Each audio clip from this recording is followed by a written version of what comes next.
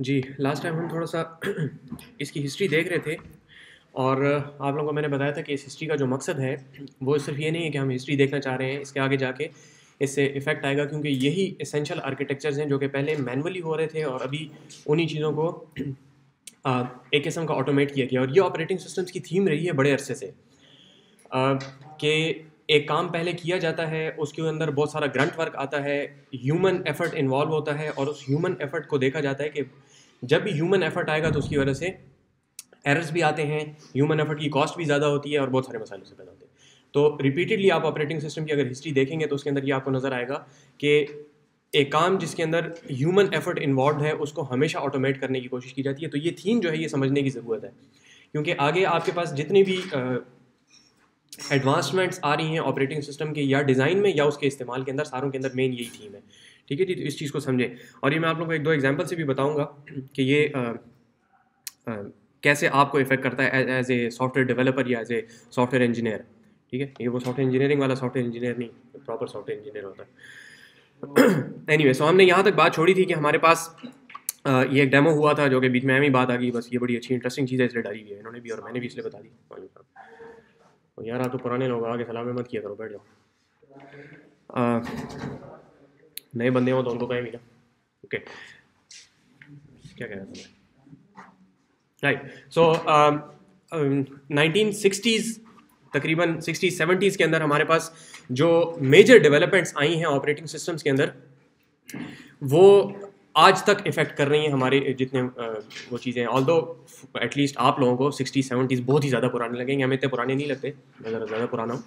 लेकिन ये जो चीज़ें थी ये अभी तक फुली इनकॉर्पोरेट नहीं की जा सकी हैं आपके ऑपरेटिंग सिस्टम्स के जो मॉडर्न इवन पैराडाइम्स हैं उनके अंदर। तो उनमें से एक दो चीज़ें जो थी, यूनिक्स, आप लोगों ने नाम सुना होगा, अगर नहीं भी सुना तो अभी बता देते हैं कि Unix was essentially the first portable operating system.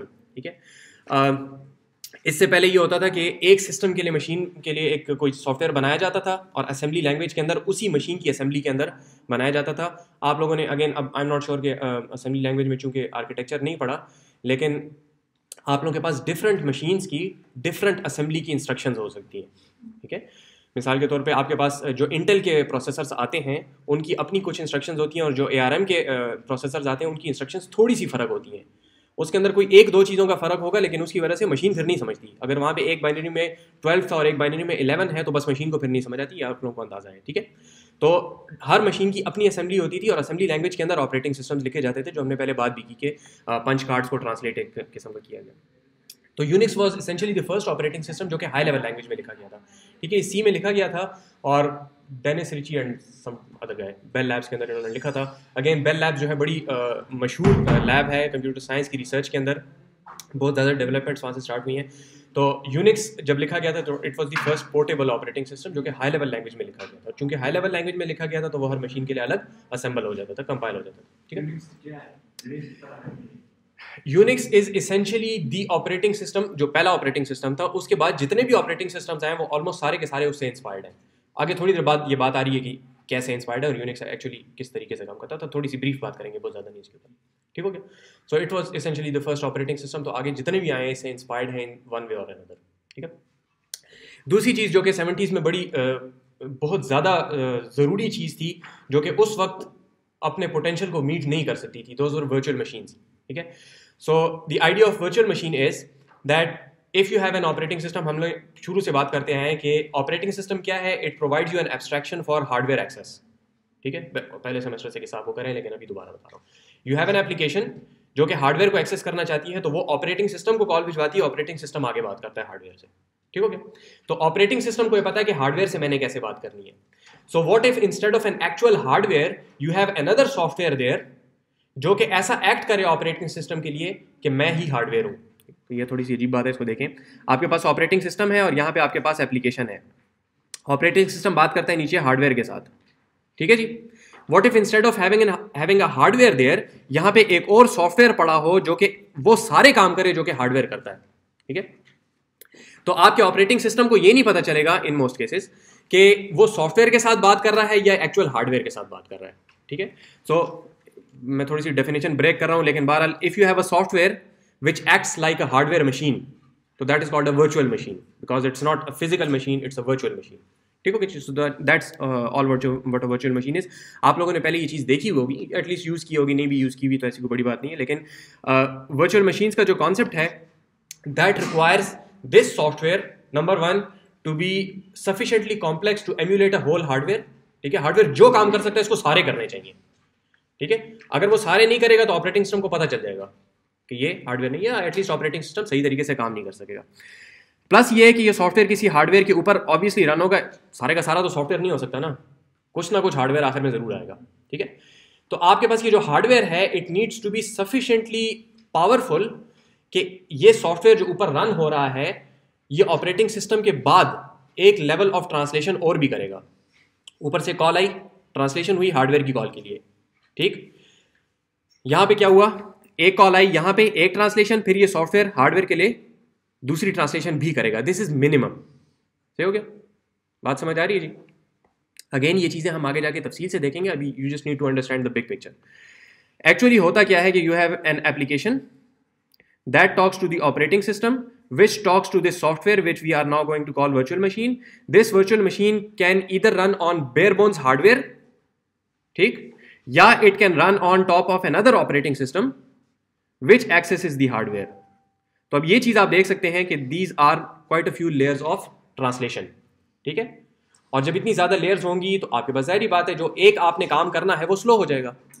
पहले 2 ट्रांसलेशंस के बाद हो रहा था, अब 4 ट्रांसलेशंस के बाद हो रहा है, तो वो स्लो हो जाएगा। ठीक है जी? तो जो वर्चुअल मशीन होता है वो लेयर से होके फिर हार्डवेयर के साथ बात करता है। जी जी जी, इसलिए वो स्लो होती है। ठीक हो गया। अब मसला ये था कि 70s वगैरह के ज़माने में लोगों ने ये बात तो समझ ली कि हाँ भाई instead of having a hardware we can have a virtual hardware. ठीक है, instead of having a machine we can have a virtual machine. Problem ये था उस टाइम पे आपके पास सारी मेमोरी जो होती थी वो 8 KB और 10 KB की मेमोरी होती थी, तो मशीन्स के अंदर पावर इतनी नहीं थी कि वो इतनी ट्रांसलेशंस कर सकें। तो वर्चुअल मशीन्स अपना फुल पोटेंशियल उस वक्त मीट नहीं कर सकती थी। ठीक है, fast forward to these 30-40 years, और अब हमारे पास वर्चुअल मशीन इस तरह की हैं जो कि ये काम कर सकती हैं। ठीक है, तो we'll come back to that, जो कि आजकल ये चीज़ जिस तरीके से इस्तेमाल होती है, जब हम आएंगे तो उसके ऊपर बात करेंगे। दूसरी चीज़ जो कि बड़ी वो थी वो माइक्रो प्रोसेसर्स आ गए। पहले तो ये था ना कि वो पूरे फ्रिज के और उस साइज़ के कंप्यूटर्स होते थे, तो वो छोटे होते होते होते पीसी के करीब पहुंच गए। 70s के ज़माने में वो फ्रिज के साइज़ तक पहुंच गए थे। ठीक है, पहले तो पूरे कमरों के साइज़ के होते थे, तो फ्रिज तकरीबन के साइज़ तक पहुंच गए थे। लेकिन फर्दर जब आपके पास जब हम इलेक्ट्रॉनिक्स में आ गए, मैकेनिकल से निकल के, तो इलेक्ट्रॉनिक्स के अंदर फिर सिलिकॉन और वगैरह वगैरह, क्वांटम कंप्यूटिंग, वो सारा किस्सा कहानी अपनी जगह पे है। तो आपके पास फिर माइक्रो प्रोसेसर्स भी आ गए। ठीक है जी, जो कि बहुत इतने से साइज़ के होते थे और वो किसी जगह पे लग जाते थे। ठीक है, और उसके बाद कहानी आप लोगों को ज़्यादा अच्छी तरीके से पता है। क्या चीज़? नहीं, मैं 70s का नहीं हूँ कम अज़ कम। मैं आप लोगों को बता दूंगा, हिस्ट्री में मैं बता दूंगा कि मैं कहाँ पे एंट्री मैंने कहाँ पे मारी थी। ठीक है, अगर वहाँ तक हम पहुँचे तो right. So 70s home PCs. Home PCs essentially का मतलब ये है कि एक ऐसा पीसी था जो कि घर के अंदर रखा जा सकता था, लोगों के घरों में नहीं थे पीसीज। ठीक है, होम पीसी का मतलब ये है कि घर में रखा जा सकता था, इतना छोटा था कि आप उसको नॉर्मल अपार्टमेंट के अंदर उसको एटलीस्ट डाल सकते हैं। So 77 Apple two Commodore was extremely popular because it was programmable. तो वो जो उस ज़माने के जो वो नर्ड्स होते थे वो बैठ के कोमोडोर के साथ वो प्रोग्रामिंग वगैरह किए करते थे, उसके अंदर मस्ती करते थे। So it's interesting. 80s में आपके पास IBM PC आया था, and IBM PC is the PC, ये वो आर्किटेक्चर है जो कि आप लोग कोड करते रहे। ठीक है, जो कोल में आप लोगों ने कोड किया दैट इज़ IBM PC। आप लोगों को अक्सर सुनने को मिलेगा कि ये काम IBM PC के ऊपर होता है, and this is compatible with IBM PC। That means आप लोगों ने जो असेंबली लैंग्वेज पढ़ी है वही, तो वो IBM PC की असेंबली लैंग्वेज है। ठीक है जी, जो कि इंटेल ने फिर आगे इस्तेमाल की और वगैरह वगैरह। अगेन IBM की बड़ी इंटरेस्टिंग हिस्ट्री है, जो लोग देखना चाहते हैं वो देख सकते हैं। And it affects you, it's not just history. IBM की हिस्ट्री जो है वो सिर्फ हिस्ट्री नहीं है, it shows you how computer science has emerged. ठीक है, और उसकी वजह से आपको ये पता चलता है कि इसका आगे फर्दर ट्रेंड्स क्या है, किस डायरेक्शन में ये लोग जा रहे हैं। ठीक है, IBM हमेशा लीडिंग फ्रंट एंड पे रहा है। राइट, सो 90s में विंडोज 3.0 आई थी। ठीक है, और विंडोज 3.0 के अंदर वो जो आपको बताया था ना डगलस एंगलबार्ट का जो डेमो था विंडोज वगैरह वाला, वो चीज़ पॉपुलराइज की गई थी फिर। इस वजह से विंडोज 3.0 और उससे ज़्यादा विंडोज 3.1 जो है वो पॉपुलर हुई थी। सो दिस जी, विंडोज से पहले डॉस पे सब कुछ यूनिक्स जो था दैट वाज शेल बेस्ड। ठीक है, कमांड लाइन आपके ऊपर पास होती थी, उसके ऊपर आप काम करते थे। ठीक है, वो विजिविग वाला जो डेमो उसने किया था ना 68 में, वो वहीं रह गया फिर। ठीक है, that was very good, but that was बस वही था, उसके बाद से फिर होम पीसीज तक ये चीज़ नहीं पहुंची थी, ठीक है। जितनी टाइम शेयरिंग वगैरह everything was done through printers और उस किस्म के काम होते थे, ज़्यादा वो नहीं था। स्क्रीन्स भी जब थी तो वो भी इतनी ज़्यादा पॉपुलर नहीं थी, ठीक है। तो पहले जो ऑपरेटिंग सिस्टम था यूनिक्स था। Majority of cases yes, universities के अंदर डिप्लॉयमेंट थी ऑपरेटिंग सिस्टम्स की। आपके पास जो मिलिट्री की वो हैं उन चीज़ों के अंदर डिप्लॉयमेंट थी। जो ये हैं फाइटर जेट्स वगैरह हैं इनके अंदर वो चीज़ थी। आपके पास जो मेजॉरिटी सॉफ्टवेयर जो कम्प्लेक्सिटी जो इम्प्रूव हुई है ना, वो ये जो फाइटर प्लेन्स हैं ये उनके लिए हुई है, क्योंकि उनके अंदर आपके पास इस तरह के क्रिटिकल सिनारियोज हैं। It's a very interesting area अगर आप उसको स्टडी करना चाहें, जिन लोगों को शौक भी हो साइड पे। It's a very interesting area that you have a fighter jet और उसके अंदर आपके पास लिमिटेड रैम थी, उस ज़माने में तो बहुत ही लिमिटेड होती थी। आई थिंक 28 KB है इस किस्म का कुछ फिगर है, ठीक है। So you have a 28 KB memory जिसके अंदर आप लोगों ने जो ग्राउंड से इमेज आ रहा है उसको प्रोसेस करना है, टारगेट को आइडेंटिफाई करना है, मिसाइल को फायर करना है सही जगह पे, ट्रेजेक्ट्री कैलकुलेट करके, and you have to do it in like 5 seconds, ठीक है। तो ऐसा भी नहीं हो सकता कि चलो आहिस्ता आहिस्ता कर लेंगे, क्योंकि गुजर गया तो उधर जाके फिर वो रिकॉर्ड हो रहा है। खैर ऐसी कोई बात नहीं है, ऐसा ना हो कि कोई इंडिया वाले भी देखते हो, लेकिन चलो फिर उधर गलत जगह पे जाके गिराएंगे मिसाइल, तो क्यों गलत जगह गिराते हो। ओके सो सर डॉस का मतलब जिक्र कब आता है? विंडोज 3.0 वाज एसेंशियली डॉस के ऊपर विंडोज, जो विंडोज जिनको आप ड्रैग ड्रॉप करते हैं ना, it was DOS architecture. Operating system DOS ही था, उसके ऊपर सिर्फ शक्ल एक लगाई हुई थी। तो मतलब पहले जो ऑपरेटिंग सिस्टम था डॉस ही था यूनिक्स। डॉस का लफ्ज नहीं बोलेंगे, डॉस बड़ा जेनेरिक लफ्ज है। डॉस दो चीजें हैं, एक है डिस्क ऑपरेटिंग सिस्टम जो कि any operating system is a disk DOS, ठीक है। लेकिन डॉस MS डॉस जो था वो आया था यूनिक्स के बहुत बाद में, यूनिक्स वाज बहुत पहले, ठीक हो गया, डॉस बाद में। फिर विंडोज जब आई है तो that was essentially a shell, a GUI on top of DOS, ठीक हो गया। ओके सर ये यूनिक्स किसका किस लेवल पे? कि बेल लैब्स में डेनिस रिची का नाम मुझे पता है, एक दूसरा बंदा भी साथ था उसका नाम मुझे भूल जाता है सर, ठीक है। I think Thompson something, I don't know. Dennis Ritchie मशहूर है जिसने C भी लिखी थी, कोई दूसरा नाम भी मशहूर है, मेरे भी जहन में नहीं आ रहा। कैसे पॉपुलर? विंडोज़ कैसे पॉपुलर, विंडोज़ ऐसे पॉपुलर हुई कि आपके पास होम पीसीज जिस वक्त आ रहे थे उस टाइम पे उन्होंने डॉस रिलीज कर दिया, बस it was pure luck. It was a horrible design, nowhere close to Unix, really really bad, ठीक है। शुरू से बचपन से ही ऐसा ही है, ठीक है। विंडोज शुरू से ही ऐसा ही है, ऐसा नहीं है बाद में खराब हो गया, शुरू से खराब है।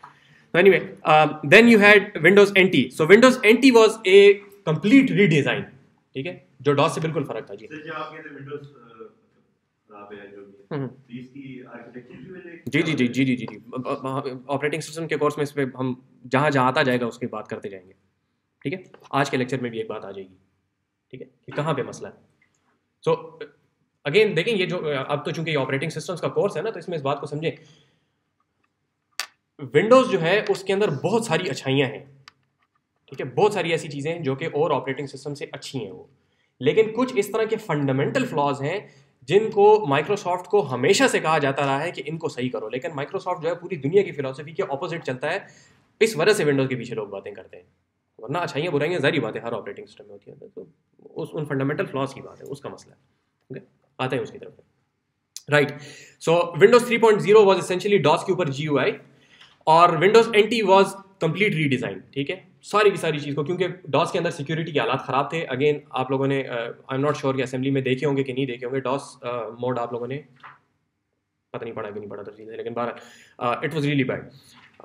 OS में हम देख लेंगे थोड़ा सा, जब ज़रूरत पड़ेगी तो असेंबली वाला पोर्शन में बता दूंगा आपको।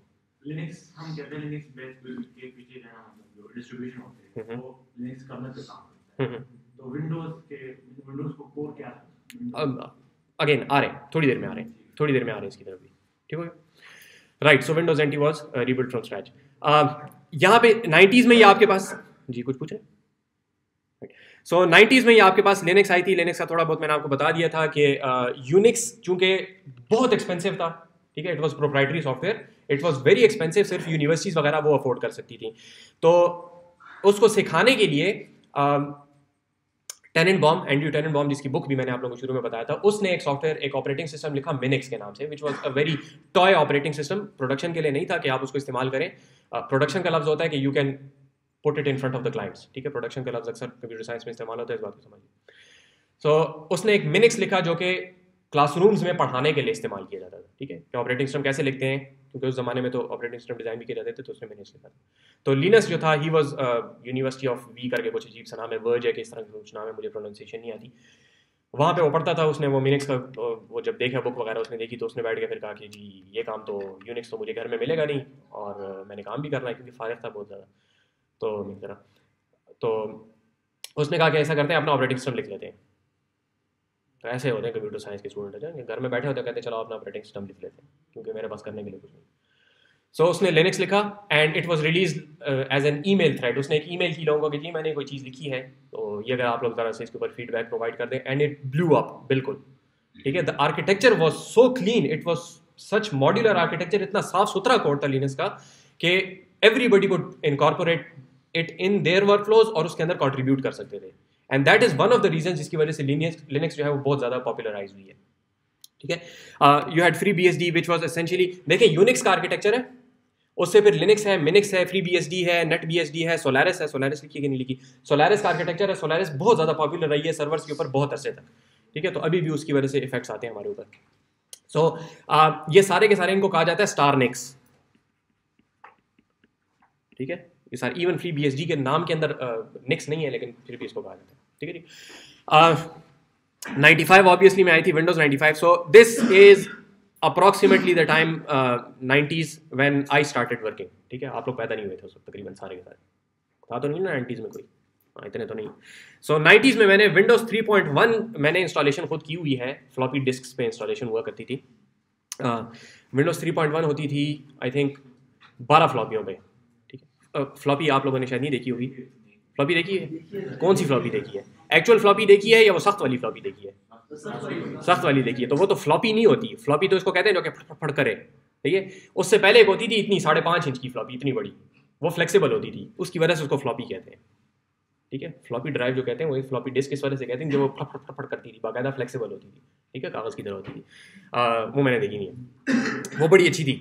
फिर जब ये फ्लॉपी आ गई 3.5 वाली, तो आप लोगों ने इतनी नहीं इस्तेमाल की होगी कि आपने उसको गालियाँ निकाली हो, हमारी ज़िंदगी का अजाब था वो बहुत बड़ा, ठीक है। तो हम लोग असाइनमेंट्स करते थे तो फ्लॉपी पे एक दूसरे को वो दिया करते थे, ईमेलें वगैरह नहीं काम करती थी, तो किसी से असाइनमेंट कॉपी करनी होती तो उसको कहते थे फ्लॉपी में मुझे।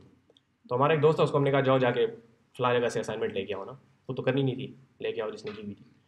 तो फ्लॉपी लेके आया, तो इस तरह हाथ में पकड़ी ना, मेज़ पे हम बैठे हुए थे, कुर्सी पे बैठे हुए थे मेज़ सामने, ठस ये लो फ्लॉपी। मैंने कहा बेड़ा तुम्हारा घर को हो जाए, फ्लॉपी ख़राब हो गई होगी, लगाई उसको, फ्लॉपी ख़राब थी, जारी बात है, फ्लॉपी को तो आप ठस के तरह मारते हैं, उसको तो इस तरह लेके आते थे, तो फ्लॉपी ख़राब हो गई, जाओ दूसरी लेके आओ, दूसरी लेके आया, फिर ठस, तो वो असाइनमेंट हमने सबमिट नहीं की। सो इस ज़माने से मैं काम कर रहा हूँ, ओके। सो 95 में आई थी Windows 95, so Windows 95 was essentially the same thing, ठीक है।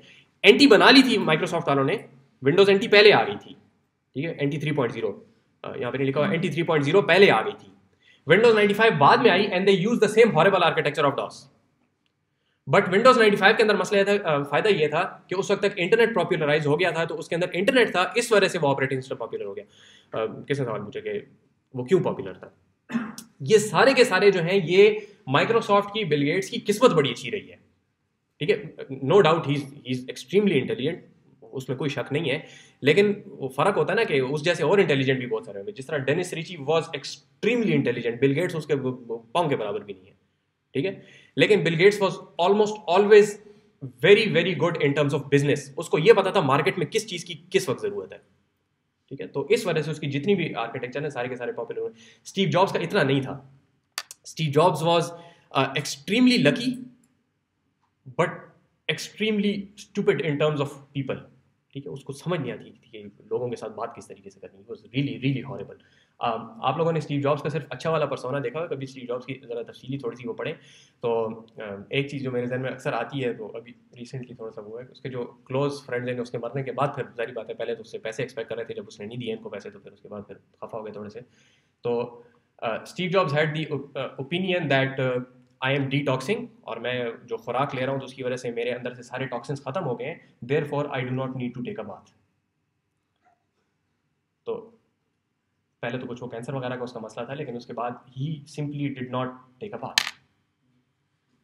So you can imagine what people around him would feel, ठीक है। सो ही वॉज रियली, मैं आपको असल में मर गया उसके साथ हमारा कोई काम नहीं है, मैं आपको ये बताना चाह रहा हूँ कि ये मार्केट फोर्सेस जो थी, स्टीव जॉब्स और बिल गेट्स, इनकी जो चीज़ें पॉपुलर हुई है ना, मैक जो पॉपुलर हुआ है उसके अंदर बहुत सारे फैक्टर्स थे।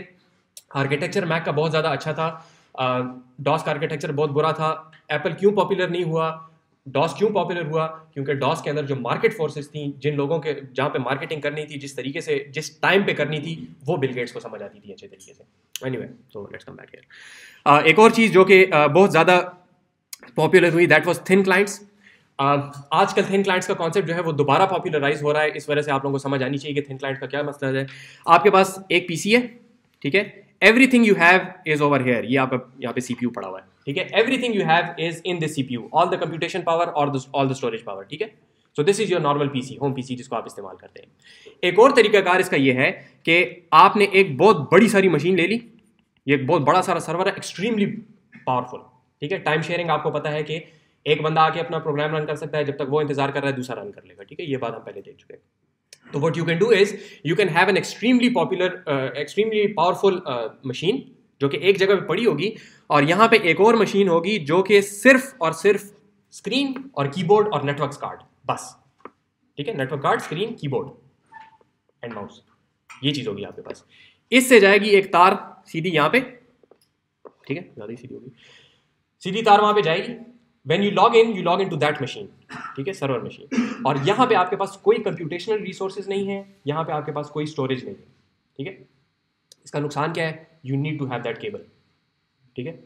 इसका फायदा क्या है कि now you can have, for instance अगर एक ही बंदा एक टाइम पे उस सिस्टम को यूज कर रहा है, तो you have all the computation power, जो कि लाखों की मशीन आपको मिल गई इस्तेमाल करने के लिए, ठीक है। अगर आपके पास 10 यूजर्स हैं तो इवन 10 यूजर्स के होम पीसी खरीदना जो है वो आपके पास एक्सपेंसिव होगा, वो एक मशीन सस्ती पड़ेगी, तो इकोनॉमिकली भी फीजिबल होगी, ठीक हो गया। देखिए, अगर आपके पास एक सिस्टम है, आप कितनी उसके अंदर वो लगा लेंगे स्टोरेज, बहुत हो गया आजकल एसएसडी कितनी सबसे ज़्यादा अगर लगाना चाहते हैं 4 TB की लगा लेंगे, ठीक है। 4 TB से ज़्यादा तो बहुत ज़्यादा एक्सपेंसिव हो जाती है ना, फिर 4 TB भी किसी के पास बहुत ही ज़्यादा फालतू पैसे तो वो लगाएगा, ठीक है। लेकिन if you have 10 people sharing this, तो everybody can chip in for 1 TB, तो मेरा खर्चा 1 TB का आया और टोटल मुझे मिल गई 10 TB, क्योंकि मैंने 1 TB इस्तेमाल करनी नहीं है, ठीक है। 4 तो बिल्कुल नहीं इस्तेमाल करनी, किसी ने भी पूरा नहीं इस्तेमाल करना होता, ठीक है जी। सिर्फ ये होता है कि you need to have the opportunity कि अगर मुझे चाहिए हुई तो मैं ले लूंगा, ठीक है। जिस तरह ड्रॉप बॉक्स आप लोगों को देता है ना, यही ड्रॉप बॉक्स का कॉन्सेप्ट है। ड्रॉप बॉक्स आप जैसे ही साइन अप करते हैं वो आपको कहता है 5 GB आपको मैं फ्री दूंगा, तो आपके लिए 5 GB कहीं पे एलोकेट नहीं की जाती, इट्स जस्ट अ कोटा, ठीक है। कोटा का लफ्ज़ याद रखें। देखिए, ये सारी बातें मैंने आप लोगों को पहले बताया था, ये कहने को थ्योरी है लेकिन आगे जाके इस्तेमाल होती है। आप लोग कहीं पे भी वेब सर्वर डिप्लॉय करेंगे, वहाँ पे पहले लफ्ज़ आता है कोटा का, ठीक है, तो कोटा आपको पता होना चाहिए। सो कोटा इज एसेंशियली, यहाँ पे आपको मिलेगा एक कोटा कि इतना आपकी कैपेसिटी, इतनी आपकी लिमिट है। 5 GB आपको ड्रॉप बॉक्स कोटा दे रहा है, एक्चुअल स्टोरेज नहीं दे रहा आपको, ठीक है। तो कोई भी 5 GB तक नहीं पहुंचाता, वास्ट मेजॉरिटी। हम लोग चूंकि कंप्यूटर साइंस के हैं तो आप लोगों ने शायद वो कर दिया हो, लेकिन नॉर्मली लोग ड्रॉप बॉक्स में 5 GB क्या 1 GB भी नहीं करते थे। आई थिंक 2 GB है ड्रॉप बॉक्स की लिमिट, एनीवे जितनी भी है, ठीक है, तो वो लोग नहीं करते। पेड पैकेजेस जो है, ड्रॉप बॉक्स का पेड पैकेज है 2 TB का मिनिमम जो पैकेज है, ठीक है। तो nobody puts 2 TB on Dropbox, ठीक है, हार्डली एनी बडी पुट्स, लेकिन इट्स अ मार्केटिंग गिमिक कि वो कहते हैं कि 2 TB हम आपको देते हैं। तो थिन क्लाइंट का कॉन्सेप्ट ये है कि you have a powerful machine in terms of either storage और इन टर्म्स ऑफ कंप्यूटेशन, और लोग उसको सिर्फ कनेक्ट करते हैं, सारी कंप्यूटेशन वहां होती है। तो यहां भी चूंकि आपके पास कोई हैवी चीज नहीं है, इस वजह से कहा जाता है thin client. It's a client that is a server and this is thin, ठीक है। फायदा क्या है, मेंटेनेंस आसान है, वहां पे कोई हार्ड डिस्क खराब होती है, वहीं पे बैठे बैठे सर्वर एडमिनिस्ट्रेटर निकाले उसको सही कर सकता है, ठीक है। अगर डिप्लॉय करनी हो तो वहां पे जाके करना पड़ेगा। दूसरी मिसाल ये ले लें कि अगर यहाँ पे आपकी लैब्स हैं, मिसाल के तौर पे हमने आप लोगों को सिखाना है, अभी ऑपरेटिंग सिस्टम की लैब है, तो अगर हमने आप लोगों को Ubuntu सिखाना है, ठीक है, तो अगर हमारे पास थिन क्लाइंट हो तो हम क्या करेंगे, एक Ubuntu सर्वर मशीन के ऊपर Ubuntu इंस्टॉल कर देंगे, आप सारों के यूजर नेम्स बना देंगे, जाओ यूज़ करो, ठीक। अभी जो सिचुएशन है हमारी, हमें क्या करना पड़ता है, 50 सिस्टम यहाँ अलग Ubuntu इंस्टॉल करो, वहाँ अलग Ubuntu इंस्टॉल करो, ठीक है। तो 100 इंस्टॉलेशन करनी पड़ती है। अगर कोई अपडेट करना है 100 की 100 अपडेशन करनी पड़ेगी, समझ आ रही बात की। तो मेंटेनेंस का मसला होता है। ये भी अगेन आजकल बहुत ज़्यादा दोबारा पॉपुलर हो रहा है, तो इस वजह से इसकी भी आपके ऊपर इफेक्ट आता है, ठीक हो गया, मतलब बात सही, ओके। सो 2000s इसमें आपके पास PC बेस्ड मशीन वर्चुअलाइजेशन आ गई थी, लेकिन इसका कोई खास फायदा नहीं है क्योंकि नोबडी यूज्ड इट, ठीक है, इतना ज़्यादा इस्तेमाल नहीं होता था। Cloud computing again came in 2000s. It was not very popular, लेकिन लेट 2000s के अंदर फिर ये थोड़ी सी पॉपुलर होनी शुरू हो गई थी. And the whole concept was still of thin clients. ठीक है जी, thin clients plus virtual machines.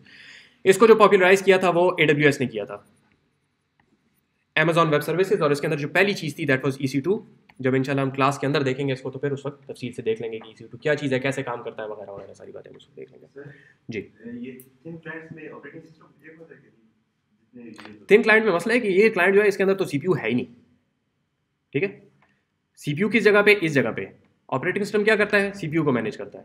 ठीक है, जब वो यूजर जब एक्सेस करेगा तो उसको अलग ऑपरेटिंग सिस्टम एलोकेट नहीं किया जाएगा. डिपेंड्स. आप ये कर सकते हैं कि आपके पास जो सर्वर मशीन है उसके अंदर आपने एक वर्चुअल मशीन लगाई हो और हर यूजर को आप अपना उसका ऑपरेटिंग सिस्टम दे दें. सर फिर तो वो नहीं. यस, मसला उससे आता है. और you can have one operating system and give just user accounts to different users. ठीक है, एक बात सही जी. ये आई एम नॉट श्योर मैंने ये बोला था पहले कि नहीं बोला था. ये जो स्लाइड्स हैं इनके अंदर से कुछ चीज़ें मैं खाऊंगा. ठीक है, which are not very important. जो चीज़ें आगे आ जाएंगी या जो ज़्यादा ज़रूरी नहीं है, तो और ये तो सिर्फ हिस्ट्री है, तो बहुत सारी चीज़ें मैं खा रहा हूँ इसमें से. ठीक है, आप लोग बाद में इसको देख सकते हैं, कुछ ना समझ. प्लग एंड प्ले हार्डवेयर चलें पूछ लिया आपने तो मैं बता देता हूँ. एसेंशियली पहले ये होता था कि अगर आपने कोई भी चीज़ अगर आपने इंसर्ट करनी है कंप्यूटर के अंदर, कंप्यूटर को बंद करें, दोबारा रिस्टार्ट करें, क्योंकि बायोस उसको डिटेक्ट करेगा. ठीक है, आजकल आप करते हैं ना, माउस लेते हैं और प्लग करके उसके अंदर लगा देते हैं, वो डिटेक्ट कर लेता है उसको. इसको कहते हैं प्लग एंड प्ले. ठीक है, तो you plug it and you play with it. ठीक है, प्लग एंड प्ले हार्डवेयर इसको कहा जाता है. उस ज़माने में आया था. उससे पहले कीबोर्ड लगाते थे, वो मनहूस किस्म की PS2 की एक उसकी वो होती थी, जिन लोगों ने देखी हुई है. एक तो वो जाती नहीं है अंदर, पता नहीं किस बेवकूफ़ ने वो डिज़ाइन की थी. और उसके बाद फिर अगर उस वक्त वो बेवकूफ़ नहीं था, उस वक्त it was ground breaking, state of the art, पूरी दुनिया में पॉपुलराइज हुई थी. लेकिन अब हम उनको बेवकूफ़ कह सकते हैं, अब हमें पता है कि हाँ. तो अभी देखें USB को भी देखें ना, पहले इस तरह करो फिर इस तरह करो फिर वापस करो तो चली जाती है. टाइप सी है. ठीक है, टाइप सी अपनी जगह पे एक जा रहा था. Anyway, okay. सो आपके पास यहाँ पे 2000s के अंदर क्लाउड कंप्यूटिंग आई थी. On demand data centre essentially is a data centre in which you can create your account automatically. ठीक है, अगेन ऑटोमेशन इसके अंदर आ गई थी. सिक्योरिटी जो है that was a huge deal in 2000s. ठीक है, क्योंकि इस वक्त तक आपके पास जो कंप्यूटर्स थे वो बहुत ज़्यादा कनेक्टेड नहीं थे एक दूसरे के साथ. आपके पास अर्ली 2000s के अंदर इंटरनेट बिकेम पॉपुलर. इतना था कि मुझे याद पड़ता है कि 96 में हमारे पास इंटरनेट जो है वो पेशावर के होम्स में आ गया था. ठीक है, 96-95 के अंदर घरों के अंदर पेशावर में इंटरनेट पहुंच चुका था. ठीक है जी. तो उसके बाद फिर ये पता चलना शुरू हुआ कि we are putting everything on the internet, और उसके अंदर सिक्योरिटी के मसले आते हैं, तो security started gaining traction again. और इस वजह से फिर विंडोज़ के साथ मसाइल पैदा होने शुरू हो गए. तो उस वक्त तक Windows was going really well. Nobody even thought about कि विंडोज़ के अलावा कोई और चीज़ इस्तेमाल करनी चाहिए. सर्वर्स के ऊपर शुरू से यूनिक्स बेस्ड आर्किटेक्चर्स रहे, कभी भी विंडोज़ नहीं रही है. इस ज़माने में विंडोज सर्वर पे आना शुरू हो गया और डेस्कटॉप के ऊपर आपके पास लिनक्स वगैरह का सर्च आ रहा था. सो security was very important at this time, और इसके अंदर बहुत ज़्यादा इंप्रूवमेंट हुई है, बहुत फास्ट पेस्ड इंप्रूवमेंट हुई है 2000s के अंदर. ठीक है, and I started working on security in 2007. So this was the time जिसके अंदर सिक्योरिटी के अंदर मेजर चेंजेस आ रही थी. उसके बाद से तकरीबन 4-5 साल के अंदर ये चीज़ जो है वो हो गई है. इसके अंदर एक चीज़ जो कि हार्डवेयर का इफेक्ट बहुत ज़्यादा आया, जो कि essentially now it's available everywhere but nobody really knows it. इस वजह से लोग इसको इस्तेमाल नहीं करते. ठीक है, that was the trusted platform module. अभी भी तकरीबन हर किस्म की मशीन में आपको लगा हुआ मिलेगा, लेकिन किसी को ये नहीं पता. आर्किटेक्चर वगैरह में पढ़ाते भी इतना नहीं है. अमीन साहब ने चूँकि इस पर काम किया हुआ है, हमारे साथ ही थे, तो वो शायद पढ़ाते हो, लेकिन नॉर्मली आर्किटेक्चर में कोई नहीं पढ़ाता क्योंकि किसी को पता ही नहीं कि आपके सिस्टम के अंदर ये चिप लगी हुई है. So trusted platform module is essentially a chip which can bring trust to your machine. आपके पास ये जो एंटीवायरस वगैरह वाले सारे मसले हैं ना, ये हो सकता है. तो if somebody goes into the security domain, तो वहाँ पे ट्रस्टेड प्लेटफॉर्म मॉड्यूल, और इसके फर्दर आगे मोबाइल के अंदर भी काफ़ी ज़्यादा आर्किटेक्चर्स हैं. R&D का इसके अंदर दुनिया खुली पड़ी है. ठीक है, आप अगर काम करना चाहते हैं, मिसाल के तौर पे सैमसंग में, हुआवे में, जितनी भी ये मोबाइल फ़ोन्स की कंपनीज़ हैं, उसके अंदर अगर आप आर्किटेक्चर लेवल के ऊपर, सॉफ्टवेयर आर्किटेक्चर लेवल के ऊपर अगर आप काम करना चाहते हैं, तो this is a very wide open area. इसके अंदर अगर आप एक्सपर्टीज़ डेवलप कर लें, और चूँकि ये चीज़ रिकॉर्ड भी होती है, तो इसमें चीज़ मैं यहाँ पे ऐड कर दूँगा. आप लोगों के हिसाब से वो शो ऑफ होगी, लेकिन रिकॉर्डिंग के हिसाब से बाकी जिनको नहीं पता तो हिसाब से होगी. So trusted platform module is essentially trusted computing. ठीक है, इसके अंदर बहुत बड़ी बड़ी कंपनीज हैं जो कि ट्रस्टेड कंप्यूटिंग को पुश कर रही हैं. माइक्रोसॉफ्ट, गूगल, इवन एप्पल उसके अंदर शामिल है. बड़ी कम जगहों पे सारे एक साथ बैठते हैं. आपके पास सन माइक्रो सिस्टम्स था उस टाइम पे. So we had this trusted computing API for Java. ये तकरीबन 2007 जिस टाइम पे मैंने काम शुरू किया था उस टाइम पे ये शुरू हुई थी trusted computing API for Java. तो जावा लैंग्वेज जो है उसके अंदर ट्रस्टेड कंप्यूटिंग की सपोर्ट ऐड की गई थी, ठीक है। And this was done by several people, 1 2 3 4 5 6 7 8 9, so including Samsung, III के ग्रास, Sun micro systems, Cambridge University, Oxford University, और उसमें यहाँ से मेरा नाम भी शामिल है। तो जावा की जो स्पेसिफिकेशन है उसके अंदर ट्रस्टेड कंप्यूटिंग की जो है उसके अंदर मैंने वो किया हुआ है, कंट्रीब्यूट किया हुआ है। सो आपके पास ये जो है ये चीज़, this is very wide open. ये बताने से मुराद ये है कि ये एक ऐसा एरिया है जिसके अंदर आप, ये मैं पेशावर में ही बैठा हुआ था इस टाइम पे, ठीक है, मैंने कोई भी जगह नहीं देखी थी, आई थिंक आयरलैंड शायद दिया था और कहीं भी नहीं गया हुआ था। So you can stay here and still contribute to industry standards, ठीक है जी, कर सकते हैं if you know how to approach the proper fields, ठीक हो गया। ओके, सो सिक्योरिटी का काम इसके अंदर काफ़ी ज़्यादा है। यहाँ पे ये दी एंड लिखा हुआ, मेरा सफ़ा किधर गया एक्स्ट्रा, अच्छा वो क्लिप तफसील से किसी को बता दूंगा। Essentially trusted computing is you have a machine that is sitting on that room, ठीक है, उस कमरे के अंदर पड़ा हुआ है system, you are here, you are trying to release some data to that machine, how do you know whether there is a virus on that machine और नॉट। अपनी मशीन पे तो आप एंटीवायरस चला लेते हैं ना, उसका कैसे पता चलेगा कि उसमें वायरस है कि नहीं। प्रॉब्लम क्या है, what ever you ask that machine can lie. अगर आपका तुम्हारे पास वायरस है, वो कहेगा नहीं, तो वो वायरस ही आपको कह रहा होगा कि नहीं वायरस नहीं है।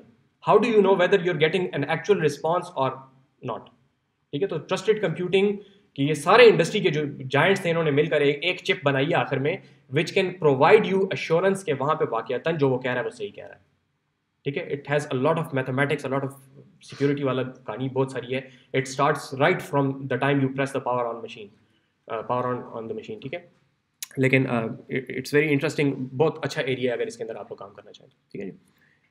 And it's actually very practical, ये इस्तेमाल होती है आजकल, ठीक है, ट्रस्टेड बूट वगैरह का और ये चीज़ें हैं। आपके पास विंडोज़ का जो बिट लॉकर है that is based, bit locker पता है ना, जो आप लोगों का डाटा सारा ख़राब कर देता है फिर रिस्टोर नहीं होता, ठीक है। हाँ, तो क्योंकि विंडोज़ ने गलत हरकत की है, that is based on your trusted computing, ठीक है। TPM की चिप के ऊपर वो काम करता है, बिट लॉकर काम ही TPM की चिप के ऊपर करता है। TPM की चिप नहीं है तो फिर बिट लॉकर काम नहीं करता। तो एनीवे इट्स इंटरेस्टिंग, कोई किसी को इंटरेस्ट हो तो बाद में फिर पूछने बता देंगे जी। कोई सवाल है कि नहीं, हमारी हिस्ट्री यहाँ तक ख़त्म हो गई है। बात अब ये है कि यहाँ तक हमने सारी कहानी पहुँचा दी है। By the way this is up until 2000 because ये स्लाइड्स जो हैं ये बनी हुई है 2012 की, ठीक है। ये जो स्लाइड्स हैं जिस बंदे की मैंने निकाली है 2012 की हैं, तो इसके अंदर जो चीज़ें नहीं है वो फिर मैं खुद से ऐड कर दूंगा, but these were really good even at that time. 2012 में भी बहुत अच्छी थी जी। तो बात ये हो गई कि हमारे पास ऑपरेटिंग सिस्टम एक जगह तक आ गया, लेकिन अभी आजकल क्या होता है, ठीक है। आजकल से मुराद है 2012 की बात करेगा मैं थोड़ा सा और अभी आगे बता दूंगा जी। राइट, जो लोग पुराने हैं उनको अंदाज़ा होगा, जिन लोगों ने पहले मेरे से नहीं पढ़ा पता नहीं उनको है कि नहीं है। पहली बात तो ये कि कुछ भी याद रखने की ज़रूरत नहीं है, ठीक है। आपको कॉन्सेप्ट क्लियर होना चाहिए, जो चीज़ याद रखने की ज़रूरत होगी वो मैं आपको कहूँगा। मिसाल के तौर पे you do need to understand how a virtual machine works, अभी तक जितना मैंने आपको बताया, ठीक है।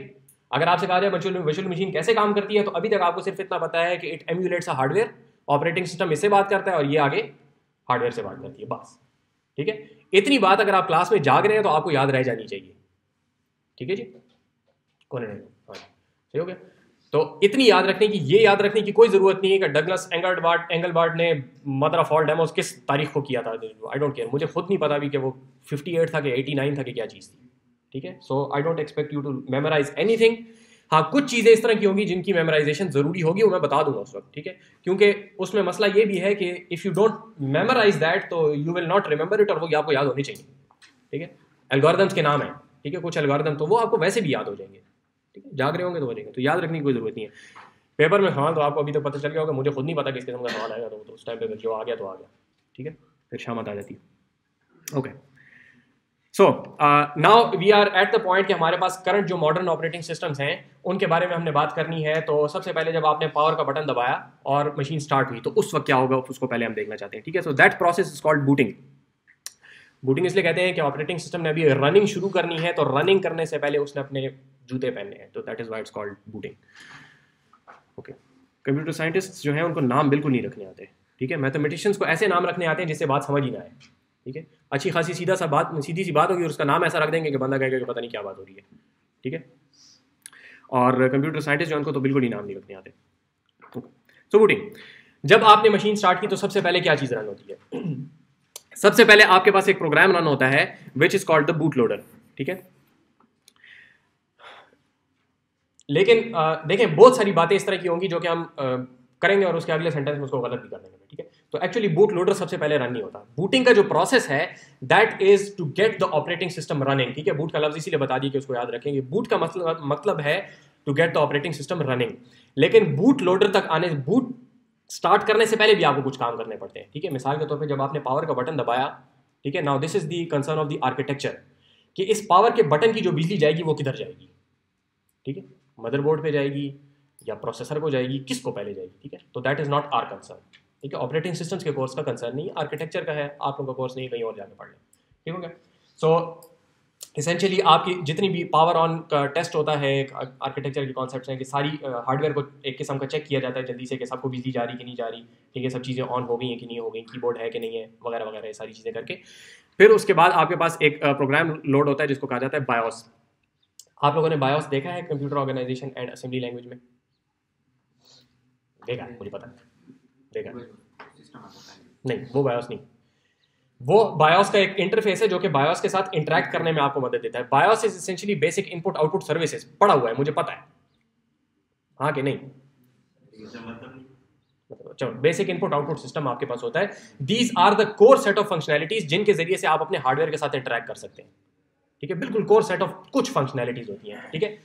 फलानी चीज़ को पावर भेज दो, फलानी चीज़ से पावर ले लो, फलानी चीज़ को ऑन कर दो, उसको ऑफ कर दो, उसको ये सिग्नल भेज दो, उसको ये सिग्नल भेज दो, बिल्कुल कोर सेट ऑफ फंक्शनैलिटीज आपके पास होती है, ठीक है। ज़्यादा तफसील से इसलिए नहीं बता रहा हूँ because this is now outdated, अब नहीं इस्तेमाल होता, ठीक है। ये इत्तला एकेडमिया में अभी तक नहीं पहुंची है, सब लोग बायोस बेस्ड ही पढ़ा रहे हैं, बायोस अब नहीं है, ठीक है। मज़ेदार बात ये, आते हैं इसकी तरफ। So anyway we start with some basic things के आपके पास बूट लोडर जो है ये वो प्रोग्राम है जो कि बूट का प्रोसेस स्टार्ट करता है। बूट का प्रोसेस क्या है? ऑपरेटिंग सिस्टम के रन होने से पहले जितनी भी चीज़ें हाई लेवल, वो सारी की सारी कहलाएंगी बूट का प्रोसेस, ठीक है। ऑपरेटिंग सिस्टम को ढूंढो है किस हार्ड डिस्क के ऊपर, ये देखो हार्ड डिस्कें कितनी है, किसको पहले स्टार्ट करना है, ठीक है। अगर हर एक के ऊपर अपना अपना ऑपरेटिंग सिस्टम पड़ा हुआ है तो किसको स्टार्ट करना है, ये सारे डिसीजन आपके बूट के प्रोग्राम के हैं जिसको कहा जाता है बूट लोडर, ठीक है। समझ आ गई बात कीजिए, ठीक है। तो आपके पास बूट लोडर वो पहली चीज़ है जो कि स्टार्ट होगी हमारे हिसाब से। पुराने ज़माने में क्या होता था कि आपके पास, हिस्ट्री के ज़माने की बात है, कि आप पंच कार्ड से स्टार्ट कर सकते थे या आपके पास मल्टीपल और कुछ चीज़ें होती थी, तो एक इस किस्म का एक बड़ा सारा डायल होता था, आप उसको बताते थे कि किस चीज़ को सिलेक्ट करना है, ठीक है। तो यही डायल जो है आजकल ट्रांसलेट हो गया है हमारे इस किस्म के एक उसके ऊपर जो कि आप लोगों ने देख भी लिया होगा अभी तक।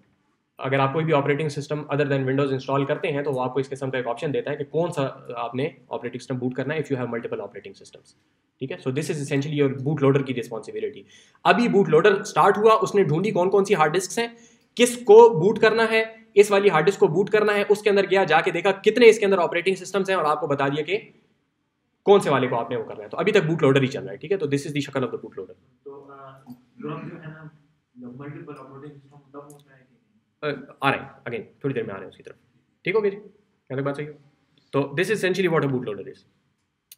ये भी हो सकता है आपके पास कि चूंकि हार्ड डिस्क बहुत बड़ी हो गई, ठीक है, जिस ज़माने में बूट लोडर्स बने थे हार्ड डिस्क छोटी छोटी थी, एक आधा ऑपरेटिंग सिस्टम होता था, अब लोग 10-10, 15-15 ऑपरेटिंग सिस्टम्स इंस्टॉल करते हैं, मल्टीपल हार्ड डिस्क लगी होती हैं, स्पेशली सर्वर मशीन वगैरह के अंदर बहुत ज़्यादा बड़े होते हैं। तो तरीकाकार क्या होता है कि if you try to put everything here, BIOS ने कंट्रोल पास करना है बूट लोडर को। बायोस बेचारे के अंदर इतनी अकल नहीं है, ठीक है। बायोस बहुत छोटा सा सॉफ्टवेयर होता है, उसने किसी छोटे से एक प्रोग्राम को पास करना है जिसके अंदर मेमोरी की और आर्किटेक्चर की अपनी लिमिटेशन है। अगेन वो आर्किटेक्चर का कंसर्न है, हमारा कंसर्न नहीं है। लेकिन जो बूट लोडर है that can only be a very small program, ठीक है। बात समझ आ रही है? बूट लोडर की लिमिटेशन है कि बूट लोडर को बहुत एक छोटा सा प्रोग्राम होना चाहिए, ठीक है, चंद किलोबाइट्स वगैरह के अंदर ये फिट आ जाता है। सही हो गया। What if you want to do all these computations के कौन सा ऑपरेटिंग सिस्टम है, शक्ल कैसी, इमेज बड़े प्यारा से दिखाना है, इस किस्म की चीजें, उसके तरीकाकार क्या होता है कि ये जो आपका बूट लोडर है जिसको हम एक्चुअली बूट लोडर कह रहे थे, वो एक आर्टिफिशियल बूट लोडर, एक फर्दर जो एक किस्म का कहेंगे आधा ऑपरेटिंग सिस्टम है और आधा बूट लोडर है, ठीक है। ऑपरेटिंग सिस्टम इस सेंस में है कि उसके अंदर बूट लोडर की लिमिटेशंस नहीं है, वो बड़े साइज का हो सकता है, और बूट लोडर इस सेंस में कि उसने एक्चुअल ऑपरेटिंग सिस्टम को बूट करना है, ठीक है। तो ये जो पहली वाली आपके पास छोटा बूट लोडर है उसको कहा जाता है फर्स्ट स्टेज बूट लोडर, ठीक है जी। तो फर्स्ट स्टेज बूट लोडर जो है ये बड़ा छोटा सा होता है, ये सिर्फ ये डिसाइड करता है कि आगे further second stage boot loader कौन सा है, ठीक है। ये दो अलग अलग करने की ज़रूरत क्या है जी, वजह बताएं।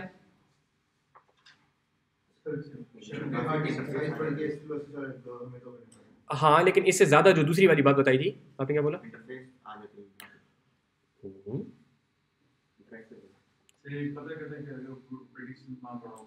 जी जी जी, जो बूट लोडर है उसकी आर्किटेक्चर की लिमिटेशन है, उसका साइज छोटा होगा, ठीक है।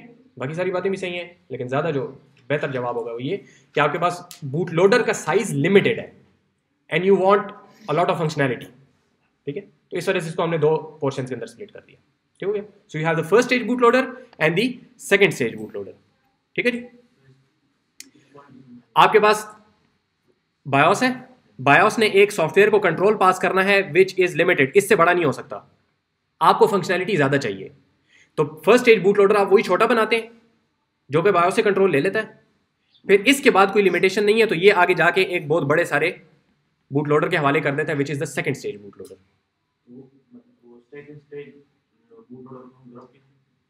सब आ रहे हैं उसकी तरफ, ठीक है। नाम जो नाम मैंने नहीं लिया वो मैं पहले मत लें, ठीक है। आते हैं, मुझे पता है आप लोगों ने पहले यूज़ किया होगा, या हो सकता है कल लैब में भी देख लिया हो कुछ लोगों ने, लेकिन सब्र करें थोड़ा सा, ठीक है।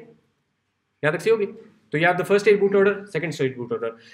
सेकंड स्टेज बूट लोडर जो है वो एक्चुअली जाके पे सारे ऑपरेटिंग सिस्टम्स को देखता है, कौन से ऑपरेटिंग सिस्टम्स हैं कौन से नहीं है वगैरह वगैरह, ये चीज़ें करते हैं, ठीक है जी। उसके अंदर काफ़ी ज़्यादा तफसील है जिसके अंदर हम नहीं जा रहे। वो ये भी कर सकता है कि आपकी मेमोरी को चेक करे, आपकी हार्ड डिस्क को चेक करे, ये जाके देखे कि नेटवर्क के ऊपर से मैंने बूट करना है, इस किस्म के बहुत सारे काम हो सकते हैं, ठीक है जी। थिन क्लाइंट इसके जरिए से आप इंप्लीमेंट कर सकते हैं कि बजाय इसके कि यहाँ पे जाओ सीधा उस मशीन के पास जाओ, वहाँ के यूज़र नेम लॉगिन को इस्तेमाल कर लो, ठीक है। सो जब आपके पास बूट लोडर फिनिश हो जाता है, खत्म हो जाता है काम करने से, तो वो ऑपरेटिंग सिस्टम के हवाले काम कर देता है, ठीक है। और ऑपरेटिंग सिस्टम फिर जो काम करता है वो काफ़ी तफसील की चीज़ है, लेकिन उसका फिलहाल आप सिर्फ इतना समझें कि ओएस अपनी जो इनिशियलाइजेशन है वो करता है, ठीक है। अगेन आगे जाके हम थोड़ा सा देख भी लेंगे कि वो इनिशियलाइजेशन क्या है, ठीक है। तो ऑपरेटिंग सिस्टम के अपने कुछ स्टेप्स होते हैं, काफ़ी सारे स्टेप्स होते हैं जो कि आप देख भी सकते हैं, तो वो आगे जाके फिर देख लेंगे, ठीक है। आपके पास तरीकाकार जो एक स्पेसिफिक इन्होंने एक एग्जांपल दी हुई है, इंटेल AMD जो आजकल कहा जाता है this is the IBM PC architecture, जो कि आप लोग इस्तेमाल कर चुके हैं कोल में, जो आप लोगों ने काम किया ये वही आर्किटेक्चर है, ठीक है। सो इसके अंदर execution always starts at this address, ठीक है। बस ये एक स्टैंडर्ड उन्होंने बनाया हुआ है, there is nothing special about this address. बस सिर्फ ये है कि आपका इंस्ट्रक्शन पॉइंटर, याद है इंस्ट्रक्शन पॉइंटर कि भूल गया है 10 दिनों में, आपका इंस्ट्रक्शन पॉइंटर CPU का जो है वो पहले इस वैल्यू के साथ इनिशियलाइज होगा, ठीक है। उसकी जो स्टार्टिंग वैल्यू होती है वो ये होती है, आपने जैसी पावर ऑन किया वो यहाँ पे आएगा, ठीक है। सीधा वहां जाएगा तो वहां पे पड़ा होना चाहिए आपके पास क्या चीज, बायोस। पहले बायोस पड़ा, शुरू में पावर ऑन की बात हो रही है, सीधा जाएगा वहां पे बायोस पड़ा होना चाहिए। अगर वहां पे बायोस नहीं, आपका सिस्टम स्टार्ट ही नहीं होगा। अगर आपकी रैम की वो वाली एक जगह खराब है ना, बस आपका फिर सिस्टम नहीं स्टार्ट होगा, क्योंकि उसने वो उसको एग्जीक्यूट करना है पहले, ठीक हो गया। Again you don't have to remember this address, ये इसमें कोई बड़ी बात नहीं है, लेकिन ये याद रखने की कोई जरूरत नहीं। देयर इज सम एड्रेस जिसके अंदर से स्टार्ट होता है, हर आर्किटेक्चर का अपना फर्क होता है, ठीक हो गया। यहां पे ये गया बायोस के कोड के अंदर। बायोस का कोड जो है ये आप लोगों ने रियल मोड और प्रोटेक्टेड मोड देखे होंगे, ठीक है जी। तो आपके पास बायोस जो है कौन से मोड में काम करता है,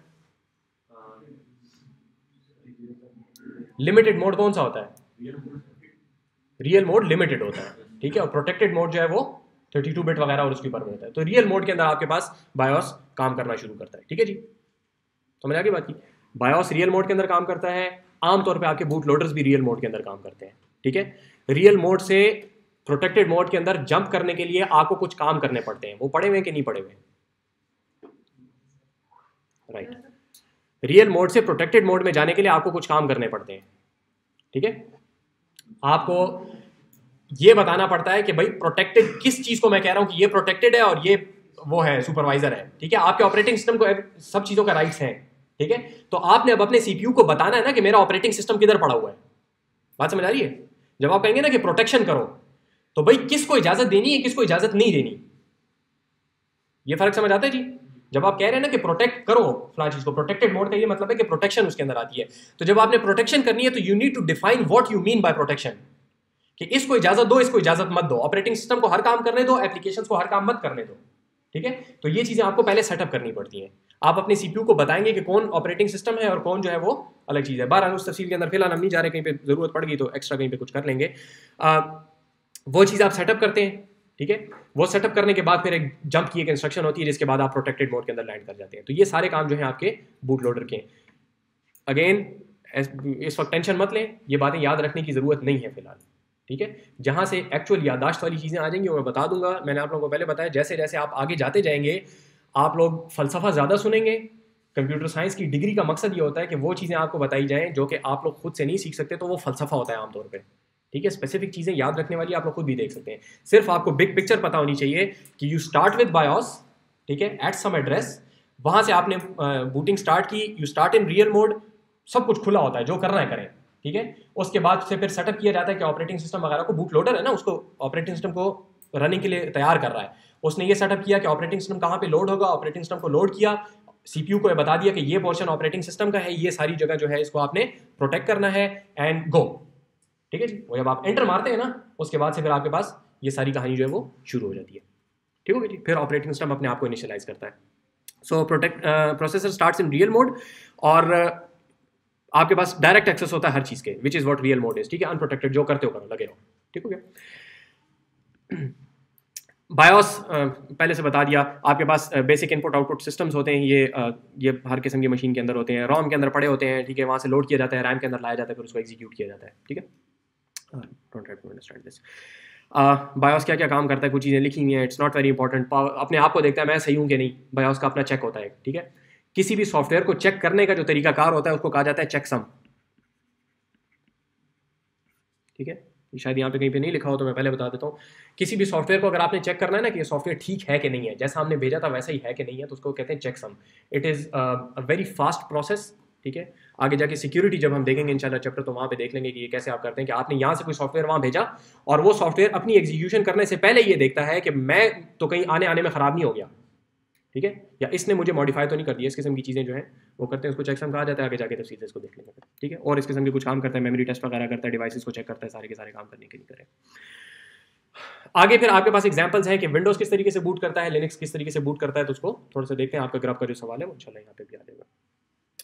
सो विंडोज़ जब स्टार्ट करता है तो आपका बायोस जो है उसको फाइल सिस्टम्स का नहीं पता होता। अगेन फाइल सिस्टम्स अभी आप लोगों को नहीं पता, 2-3 दफ़ा ये लफ्ज़ आते जाएंगे। फाइल सिस्टम सिर्फ यूँ समझें कि आपकी जो हार्ड डिस्क के अंदर फाइल्स पड़ी हुई हैं। हार्ड डिस्क क्या चीज़ है? It's some sort of hardware.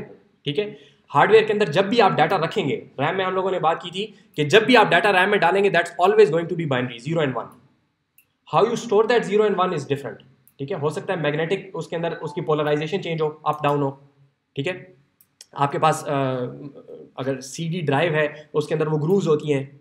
ठीक है, वो ग्रूव्स ऊपर नीचे हुई होती हैं। मैग्नेटिक डिस्क होती है तो उसके अंदर मैग्नेटिज्म होता है। आपके पास USB फ्लैश ड्राइव है तो उसके अंदर वो होती है, क्या कहते हैं उसको, सॉलिड स्टेट होती है। ठीक है, मुख्तलिफ आर्किटेक्चर होते हैं, बट इट्स ऑलवेज 0 and 1। तो अगर आप एक हार्ड डिस्क उठाएं अपने पास, ठीक है, और उसको शुरू से पढ़ना शुरू करें तो वहाँ पे क्या लिखा होगा, 10101010101010 कुछ लिखा होगा यहाँ पे। अब आपको क्या पता कि ये जो बात स्टार्ट हो रही है ये इमेज फाइल है या टेक्स्ट फाइल है या बाइनरी फाइल है, एग्जीक्यूटेबल है, ये क्या चीज़ है। ठीक है, तो ये सारी इंफॉर्मेशन जो है ऑपरेटिंग सिस्टम रखता है। बात को समझें, ये बात कि आपकी डिस्क के अंदर जो चीज़ पड़ी हुई है वो क्या है, कहाँ से स्टार्ट हो रही है, कहाँ तक जा रही है, इसका साइज कितना है, डायरेक्टरी स्ट्रक्चर, फाइलें वगैरह, ये सारे काम करना आपके ऑपरेटिंग सिस्टम की जिम्मेदारी है। ऑपरेटिंग सिस्टम इसको करता है एक फाइल सिस्टम के जरिए से। वो एक सिस्टम बनाता है फाइल मैनेजमेंट के लिए जिसको फाइल सिस्टम कहा जाता है। आगे तफसील से देखेंगे, इतनी बात फिलहाल बता दीजिए। अब चूंकि आपका ऑपरेटिंग सिस्टम फाइल सिस्टम को हैंडल करता है तो बायोस तो ऑपरेटिंग सिस्टम से पीछे की चीज़ है, वो तो जानता ही नहीं है ऑपरेटिंग सिस्टम को। ठीक है, वो तो बूट लोडर उसको ऑपरेटिंग सिस्टम देगा, ठीक है, एग्जीक्यूट करेगा। तो आपका बायोस फाइल सिस्टम को नहीं समझता। तो आपका जब ऑपरेटिंग सिस्टम स्टार्ट होगा तो उसको पहले अपने फाइल सिस्टम को खुद मैनेज करना पड़ता है। ठीक हो गया, तो ऑपरेटिंग सिस्टम एक सिंपल सी चीज़ से स्टार्ट होता है, कुछ अपने मॉड्यूल्स वो लोड करता है जो कि उसको बताएगा कि फाइलें कहाँ पे हैं। ठीक है, विंडोज़ ने वो लोगो अपना वो शो करना है ना आपको, पी करके, वो इस तरह, वो क्या कहते हैं उसको, वो ब्लिंक तो नहीं कहते उसको, जो भी है वो फ्लैश सा कर रहा होता है। ठीक है, तो वो कैसे करेगा, उसके लिए उसको कुछ फाइलें रीड करनी पड़ेगी, तो वो ऑपरेटिंग सिस्टम की जिम्मेदारी है। तो बायोस को नहीं पता होता आपके फाइल सिस्टम का। ठीक है, ये क्या करता है, ये जाता है सबसे पहले आपके पास पहले 512 बाइट्स ऑन द डिस्क। आपने कहा ना इस डिस्क से बूट करो, शुरू में आपको करते हैं ना, कभी किसी ने अगर देखा हो, नहीं देखा तो लैब वगैरह में देख लेंगे कि जब आप बूट करते हैं तो आपको उसको कहते हैं कौन सी डिस्क से बूट करो। तो जो भी डिस्क आप सिलेक्ट करते हैं उसके पहले 512 बाइट्स जो होते हैं, ठीक है, so this 512 bytes is called one block. इस एक ब्लॉक के अंदर वो जाता है और वहां पे जाके देखता है कि भाई बूट किस तरीके से किया जाएगा। ठीक है, तो बायोस जो है इस चीज को कहा जाता है मास्टर बूट रिकॉर्ड, जो आपकी पूरी हार्ड डिस्क का एक होता है। ठीक है, पूरी हार्ड डिस्क का एक बूट रिकॉर्ड होता है, उसको कहा जाता है MBR या मास्टर बूट रिकॉर्ड। ठीक है, होता है, मैं प्रेजेंट टेंस इस्तेमाल कर रहा हूँ, थोड़ी देर बाद ये मैं इस बात को गलत करता हूँ। तो ये आपका हो गया MBR, पूरी हार्ड डिस्क का एक। ठीक,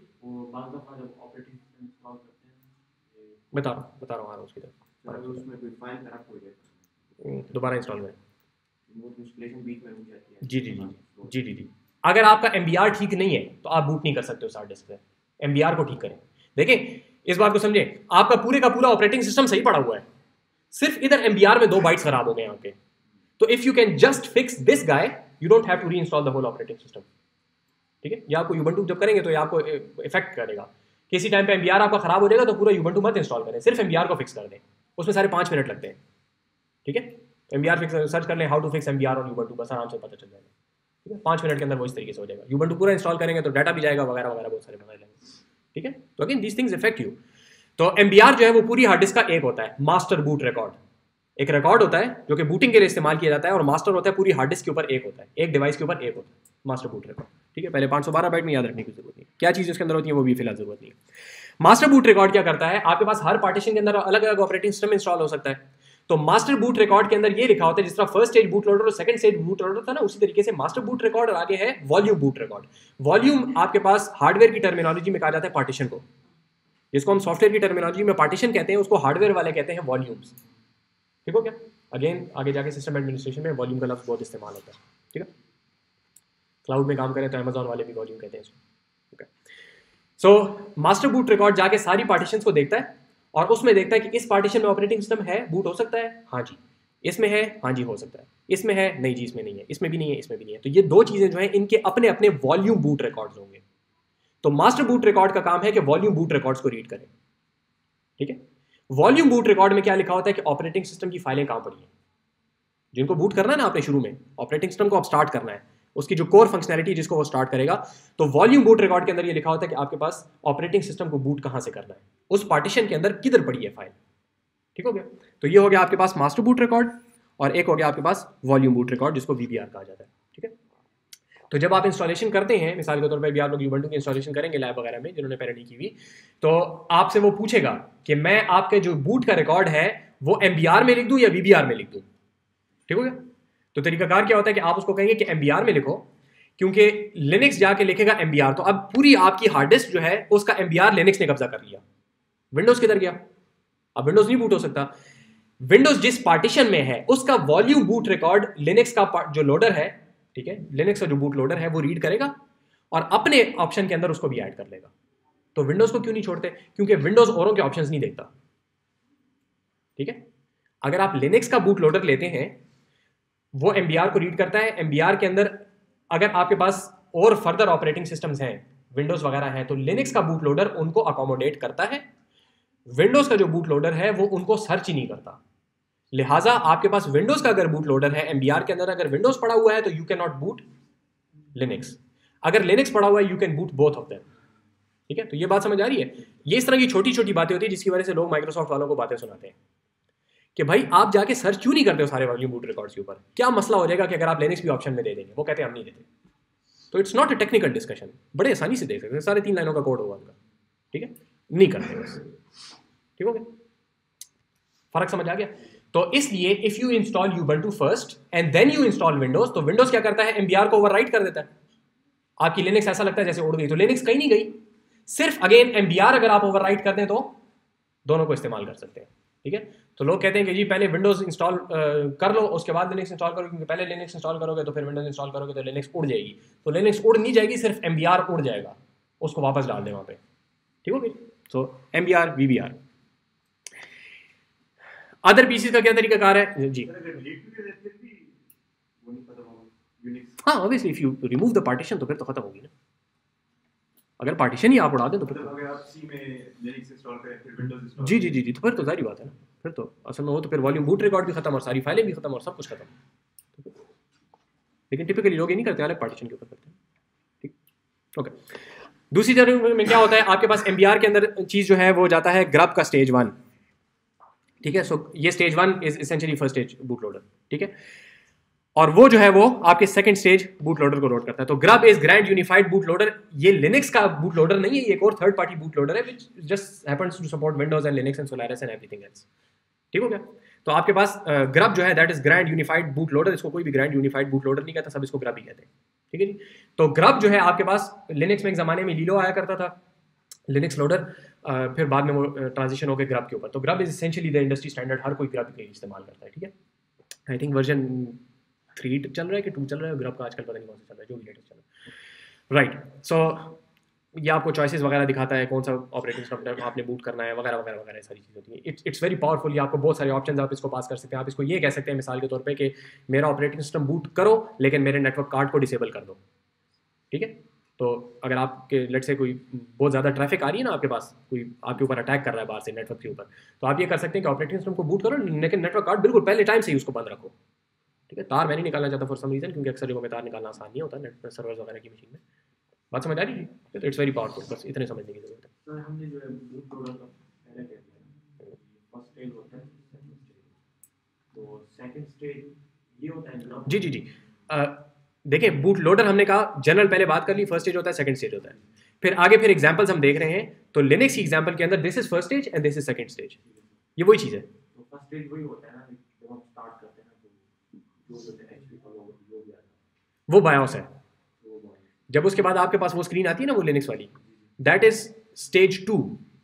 स्टेज 1 हमें नजर ही नहीं आता, क्योंकि स्टेज 1 इतना छोटा सा होता है कि वो कुछ डिस्प्ले नहीं कर सकता, तो वो सीधा स्टेज 2 के ऊपर जाता है। ठीक है बायोस पे हर कंपनी का रहेगा जी। बायोस इज प्रोप्राइटरी, क्योंकि हार्डवेयर जिस मशीन ने बनाया ना, एसेंशियली प्रोसेसर और मेन बोर्ड, बायोस वो बनाते हैं। तो BIOS is associated with main board. ठीक है? अगेन ये आर्किटेक्चर के वो हैं, अनफॉर्चुनेटली आर्किटेक्चर आप लोगों का है नहीं। तो ठीक हो गया जी। अच्छा, सर वो फर्स्ट स्टेज वो तो नहीं होता जिसमें हम सीडी एंटर करते हैं, डिस्क एंटर करते हैं जी जी, वो कहते हैं कि प्रेस करोगे फर्स्ट स्टेज आपको नजर नहीं आता, तो वो कौन सा स्टेज है? तो वो कहाँ? Second stage. सेकंड स्टेज तो जो स्क्रीन आपको नजर आती है ना, सेकंड स्टेज है। आपको जितना नजर आता है, आसान बात है, जितनी आपको चीज़ नजर आती है ना वो सारी की सारी सेकंड स्टेज है। फर्स्ट स्टेज नजर नहीं आता, वो बहुत छोटा सा होता है। इतना उसका सिर्फ इतना काम है कि आपके बायो से कंट्रोल लेके आगे कंट्रोल पास कर दे, बस दैट्स इट। ठीक है? ओके, मसला ये हुआ कि ये कहानी हम पढ़ाया करते थे, सारी स्लाइडों में यही लिखा हुआ है। अराउंड आप देख लें 2005 लोगों ने कहा ये क्या गन बना रहे हैं हम, ये क्या है, ये क्या हो रहा है। ठीक है? वो लिमिटेशन थी एक ज़माने में थी ना कि स्टेज 1 को इतना छोटा होना चाहिए, बस है ना, ये क्या मुसीबत है, चेंज करो इसको, ख़त्म करो इस बात को। तो they came up with this concept of UEFI, unified extensible firmware interface. ठीक है? So the whole concept of UEFI is forget about the stage 1 and stage 2 वाली बकवास। ठीक है? Just let the BIOS load whatever the operating system is. ठीक है? सारी कहानी खत्म हो गई। ठीक है? तो this has been around since 2005। ठीक है? तो अभी तक एकेडमिया में इतला नहीं पहुंची है। ठीक है? तो UEFI आजकल तकरीबन जितनी मॉडर्न मशीन हैं सारे के सारे UEFI बेस्ड है। ये अभी तकरीबन एक महीना पहले मैं गया हुआ था, एक बंदे के साथ बैठा हुआ था लैपटॉप वाले के पास, उसको किसी बंदे ने फ़ोन किया कि मैंने विंडोज़ इंस्टॉल करनी है। तो उसने उसको कहा कि एक विंडोज़ होती है पुरानी वाली और एक होती है UEFI विंडोज़। तो पुरानी वाली विंडोज़ इंस्टॉल करने के 3000 हैं और UEFI विंडोज़ इंस्टॉल करने के 5000 हैं। तो मुझे बड़ी हंसी आई, लेकिन वो फ़ोन पे लगा हुआ था तो बस खैर अगले बंदे ने देखी भी नहीं मेरी शक्ल। सो UEFI is essentially another way of booting things. Windows का उसके साथ कोई ताल्लुक नहीं है। ठीक है? What it affects you is कि आपके पास आई एम नॉट श्योर आजकल कौन सा इस्तेमाल करते हैं। मैंने एक तकरीबन महीना पहले चेक किया था कि हम लोग जो बूटेबल डिस्क बनाया करते थे लिनक्स की, हम बनाते थे लीली से, लीली USB क्रिएटर। ठीक है? पता नहीं आप लोगों में से शायद किसी ने वो देखी हो। अब मैंने लीली से वो डिस्क बनाई। ठीक है? आखिरी इतला तक जब मैंने लिनक्स इंस्टॉल किया था, आई थिंक कोई 2-3 साल पहले किया होगा। ठीक है? उसके बाद से तो मैं मैक पे, तो मैंने इंस्टॉल किया उसको, USB बनाई, बूट करता हूँ, बूट नहीं होती। दिमाग ख़राब हो गया यार, बूट क्यों नहीं होती। एक दूसरी USB ड्राइव ट्राई की, तीसरी ट्राई की, बूट नहीं हो रही, क्यों नहीं बूट हो रही। अब मुझे याद नहीं है कहानी ना, तो फिर सर्च किया नेट पे, तो कहीं से कुछ UEFI कहीं पे लफ्ज़ नज़र आया, तो फिर ख्याल है कि वो UEFI। तो जाके देखा तो मेरी जो मशीन थी उस मशीन के अंदर सिर्फ UEFI बूट जो था वो इनेबल्ड था। जो वो होता है ना लेगेसी बूट होता है पुराने ज़माने का, लेगेसी पुराने ज़माने को कहते हैं, वो बूट डिसेबल्ड था। और मैं बना रहा था अपनी MBR बेस्ड जो वो होती है बूटेबल डिस्क होती है, तो लीली बाय डिफ़ॉल्ट वो बनाता है। तो वो बूट नहीं हो रही थी। तो फिर मैंने सर्च किया कि UEFI एनेबल्ड बूट डिस्क कौन बना सकता है, तो वो रूफस है, आजकल काफ़ी ज़्यादा पॉपुलर है, रूफस है और एक दो और है, उससे बनाई ठीक ठाक बूट हो गई वो USB। ठीक है, तो फ़र्क ये है कि if you don't understand this thing तो आप जाके एक ऐसी जगह पे फंस जाएंगे जो कि आपका इशू ही नहीं होगा, आप अपना ऐसे दिमाग ख़राब कर रहे होंगे। तो ये चीज़ें आप लोगों को पता होनी चाहिए। तो UEFI जो है that is essentially a new way of booting, और इसके अंदर फ़र्क जो आपको समझने की ज़रूरत है, जो कि आपको इफेक्ट करता है, वो सिर्फ इतना है कि UEFI के ऊपर वो सारी लिमिटेशंस नहीं है। UEFI को आप सिर्फ ये बताते हैं ये रही मेरी ऑपरेटिंग सिस्टम का UEFI का लोडर, जो बूट करो इसको बस दैट्स इट। ठीक है, तो वो सर्च करता है आपके पास कितने UEFI के लोडर पड़े हुए हैं, और बस वो उनको एक आपको ऑप्शन दिखा देता है बूट कर रहे हैं उसको। ठीक है, प्लस इसके बाद फिर बहुत सारे फवायद आते हैं, लेकिन उनके अंदर हम फिलहाल नहीं जाना चाहते। बात समझ आ गई थी? तो ये जो ऊपर कहानी सारी आपको बताई है ना, अभी दोबारा भी बताऊंगा, वो सारी की सारी कहानी जो है दैट इज लेगेसी, पुराने जमाने में होती थी, आजकल बहुत कम होगी और कुछ अर्से बाद बिल्कुल ही खत्म हो जाएगी।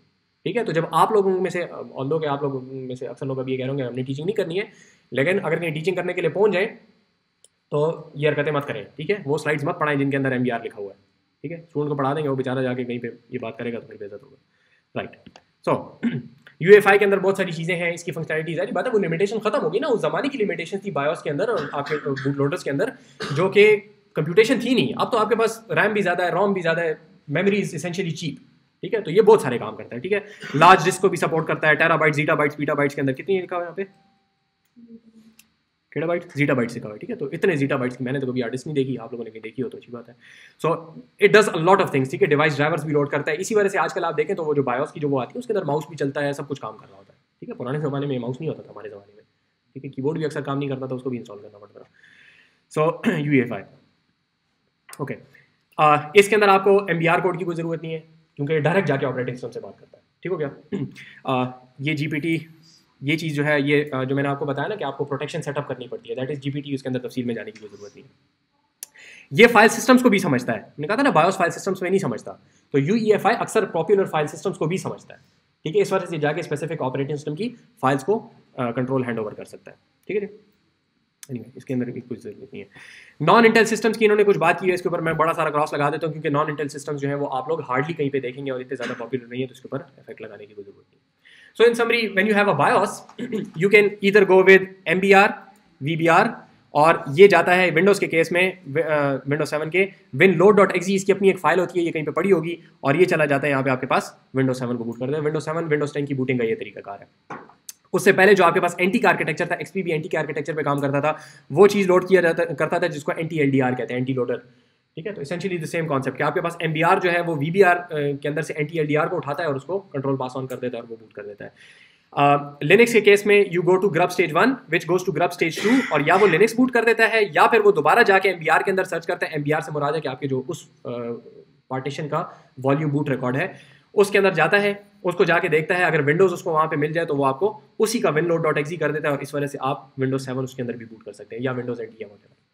ठीक है, बात समझ आएगी? So essentially this is the whole picture of MBR। अगर आप UEFI पे जाते हैं तो it's fairly simple, you just need something that is understood by the EFI। ठीक है, यूनिफाइड को मतलब इन सारों को। ठीक है, तो EFI जो लोडर है आपका, सो आपका बायोस नहीं होता है, EFI से बात स्टार्ट होती है और सीधा ऑपरेटिंग सिस्टम के हवाले। ठीक है, चॉइसेस दिखानी है तो वही जो जगह है, जिस तरह आपके पास ये E-Lilo है ना, तो E-Lilo जो है इसका काम है कि आपको विंडोज लिनक्स के ऑप्शंस दिखाए। ठीक है, वो ऑप्शंस दिखा देगा, जो आप सिलेक्ट करेंगे वो उसको पास कर देगा कंट्रोल। ठीक हो गया? तो आजकल सारे का सारा EFI के ऊपर काम करता है। You need to understand what EFI is essentially, और कॉन्सेप्ट सिर्फ इतना सा है कि it replaces all the whole complexity of booting process with just one piece of code. ठीक है, जो कि प्रोप्राइटरी होता है। जब उसको डाल देते तो वो नहीं करना पड़ता, बूट ऑर्डर नहीं करना। जी जी, नहीं, बूट ऑर्डर करना पड़ेगा। Boot order in any case आपको करना पड़ता है। वो हो सकता है कि आपका जो बायोस के अंदर बूट प्रायोरिटी है वो पहले से USB की हाई सेट हो। बूट ऑर्डर तो इन एनी केस इसलिए करना पड़ता है because you need to tell your machine, देखिए ये डिसीजन मशीन नहीं ले सकती है, ये डिसीजन आपको ही लेना पड़ेगा कि ये 4 हार्ड डिस्कें लगी हुई हैं, इनमें से कौन सी को बूट करना है। ठीक है, ये डिसीजन मशीन नहीं ले सकती। अब आपको पता है ना कि USB लगी हुई है, मैंने इसे बूट करना भी है कि नहीं करना, वैसी लगी हुई है। ठीक है, तो ये डिसीजन ह्यूमन का है, ये डिसीजन मशीन नहीं ले सकती। ठीक है, ये बायोस करेगा। ठीक है, सर ये डिसीजन बायोस करेगा जी, लेकिन अब उसको EFI कहते हैं, बायोस कहते नहीं। सर। फिर बूट लोडर क्या है? इधर से देखें बूट लोडर ख़त्म ही हो गया। जब EFI है ना आपके पास तो बूट लोडर ख़त्म ही हो गया। पिछले वाले की MBR वाले की बात कर रहे हैं। सर आपने कहा कि ग्रब बूट लोडर है। जी, ग्रब बूट लोडर है, हुआ करता था। अब ग्रब जो है दैट इज EFI वाला काम है। तो बूट लोडर तो फिर भी आप देखिए, ये जो 3 चीज़ें हैं ना, इनको आप कह सकते हैं कि ये बूट लोडर्स हैं। फर्क सिर्फ ये कि पहले यहाँ पे बायोस होता था, अब वो बायोस खत्म हो गया। बायोस होने की वजह से you need to create a stage 1 and stage 2। तो बायोस खत्म तो स्टेज 1 स्टेज 2 भी खत्म। अब EFI है और EFI के फौरन बाद आपके पास EFI के जो लोडर है वो डायरेक्ट आ जाते हैं and they are very complicated क्योंकि मेमोरी की लिमिटेशंस नहीं है उनके ऊपर। ऐसे ठीक है। इस तरह कैसे सर कि ये 3 प्रोग्राम्स था कि जो स्टेज 1 स्टेज 2 और एक EFI आ गया जी। और वही बात है ना, इनको स्प्लिट क्यों किया था? Memory limitation, memory limitation, memory limitation. अब मेमोरी लिमिटेशन नहीं है तो बस हट जो ये सारे काम एक ही प्रोग्राम कर लेगा। जी आप कुछ पूछ रहे थे? सर इसमें वर्चुअल मशीन तो उसका स्टेप ना चलिए आगे नहीं जाता हूँ तो मैं ये सवाल आपको दे देता हूँ। मैंने आपको अभी थोड़ी देर पहले बताया था कि आपके पास वर्चुअल मशीन, ये वर्चुअल मशीन है, ठीक है, गौर से सुने। ये आपके पास वर्चुअल मशीन है। वर्चुअल मशीन या तो डायरेक्ट हार्डवेयर के ऊपर काम कर सकती है, या आपके पास वर्चुअल मशीन है, एम कैसे लिखते हैं, वर्चुअल मशीन है वो किसी ऑपरेटिंग सिस्टम के ऊपर रन होगी और वो हार्डवेयर के साथ बात करेगा, ठीक है। तो अगर तो आपके पास ये केस है तो फिर तो ठीक है, इसमें तो आपका सवाल सिरे से है ही नहीं। यहां पे आपका सवाल आ सकता है कि आपका हार्डवेयर है और आपने बूट करना है सीधा वर्चुअल मशीन के ऊपर, तो दिस इज वेरी पॉसिबल, ठीक है। और ये जो जगह है इसमें ऐसे ही होगा। आपके पास एक एग्जांपल है ऐसी वर्चुअल मशीन की जो कि बेयर बोन्स हार्डवेयर के ऊपर रन हो सकती है, विच इज कॉल्ड ज़ेन, ठीक है। ज़ेन बहुत ज्यादा पॉपुलर हाइपरवाइजर है, सॉरी बहुत ज्यादा पॉपुलर वर्चुअल मशीन है आपके पास, जो कि आपके पास अक्सर जो क्लाउड कंप्यूटिंग के प्लेटफॉर्म्स है अक्सर ज़ेन के ऊपर काम कर रहे हैं, ठीक है। Amazon के भी चूंकि प्रोप्राइटरी है लोगों को पता नहीं है, बट शक उसके ऊपर यही है कि वो ज़ेन के ऊपर काम कर रहा है, ठीक है जी। तो पूरा Amazon जो है तो Xen is extremely popular, it's very stable, it's extremely difficult to setup, लेकिन ये होता है, ठीक है जी। तो अगर आपके पास वर्चुअल मशीन है तो जैसे यहाँ पे आपके पास EFI उसको समझता है ना, उसी तरीके से वो ज़ेन को भी समझता है। So you go directly to your virtual machine manager, इसको कहा जाता है, ठीक है। यहाँ पे कैम लगाएं। सो वर्चुअल मशीन मैनेजर जो है वो सॉफ्टवेयर है जो कि वर्चुअल मशीन्स को स्टार्ट करता है। तो you have a virtual machine over here और उसके ऊपर आपके पास एक डिफरेंट ऑपरेटिंग सिस्टम है जिसके ऊपर आपके पास एक एप्लीकेशन रन हो रही है, ठीक है। ये समझ आ गई? So you can have this और you can have virtual machine monitor on top of an operating system. तो ये ऐसे वर्चुअल मशीन मॉनिटर्स जो कि आमतौर पे आपके बेयर बोन्स हार्डवेयर के ऊपर रन होते हैं, ठीक है, उनको कहा जाता है हाइपरवाइजर्स,